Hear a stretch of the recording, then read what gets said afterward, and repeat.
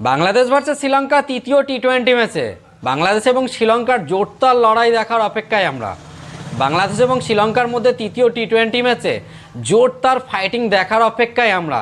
শ্রীলঙ্কা কি পারবে নিজেদের ঘরের মাঠে বাংলাদেশকে হারাতে, এবং বাংলাদেশ কি পারবে শ্রীলঙ্কার মাটিতে গিয়ে শ্রীলঙ্কাকে তৃতীয় টি-20 ম্যাচ হারিয়ে সিরিজ নিজের নামে করতে? বাংলাদেশ অবশ্য অনেক দিন ধরেই কোনো সিরিজ জিততে পারছে না।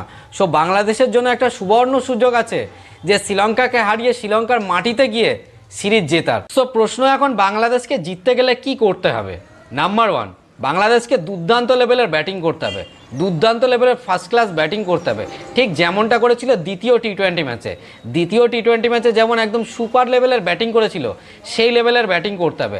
আর দুর্দান্ত লেভেলের বলিং করতে হবে, যে লেভেলের বলিং করেছিল দ্বিতীয় টেস্ট ম্যাচে, মানে অসাধারণ বলিং করেছিল দ্বিতীয় টেস্ট ম্যাচে, সেই লেভেলের বলিং করতে হবে।